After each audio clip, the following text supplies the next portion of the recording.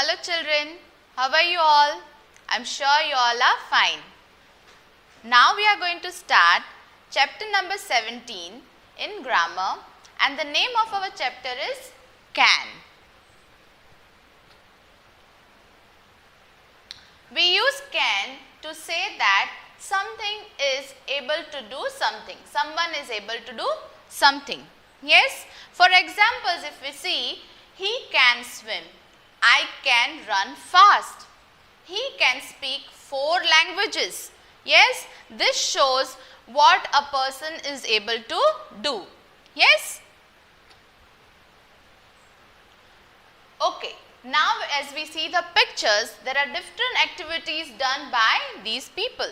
Yes, I can play football, I can swim, I can cook, we can row a boat, I can ski, I can fish, I can play baseball, I can play dodgeball, I can play tennis, I can fly kites, I can play volleyball, I can dance. So here we see children, so many of them can do many different activities. Yes, they know it very well, and so they say I can do this, I can do that. Yes, so they are showing their abilities to do different activities. So children, when we are able to do different things, we say I can do, and that shows our abilities. Yes, now there are many things which we can't do. Yes, there are many things which we are able to do, and there are few things which we can't do, and so we say I cannot. I cannot. If you are not able to read French, you can say I cannot read French. I cannot cook. Yes, I cannot swim. Yes, it's not necessary that all of us can do everything.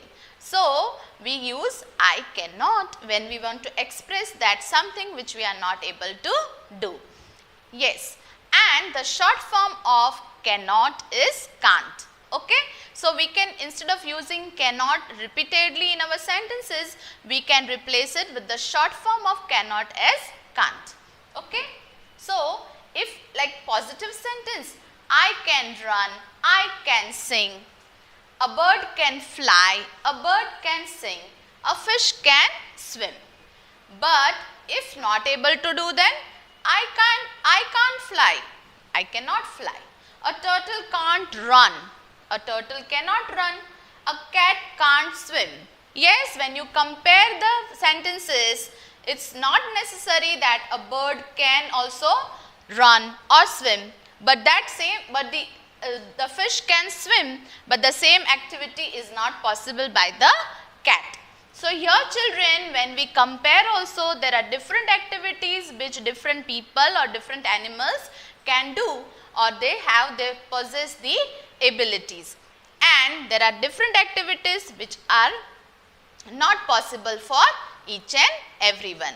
So children, we use can to show our abilities. Yes.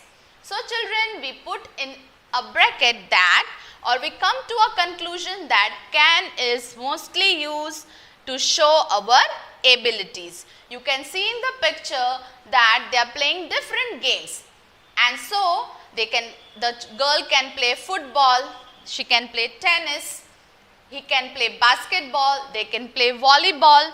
Yes, this shows the different abilities or activities or games which these children are able to play, and so we put it as I can. Yes, I am able to do, and that shows our abilities. Okay, so children, there are different places where we make use of can. As we saw earlier, we can say for abilities. Now, we use can to talk about possibility and prohibition also, when we want to say can't or cannot. Can you do that? You can't smoke here. That is the prohibition.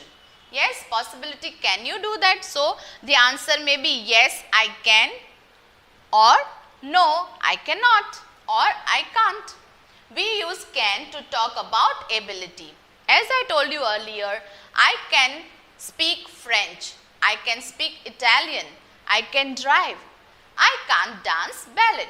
Yes, so there are so many activities that I can do, but there is something which I cannot do, and so there I use I can't. We use can to ask for or give permission. Yes, again we use can for another different purpose, and that is one of it is to ask or to give permission. Yes, can I go to the bathroom? That is to ask.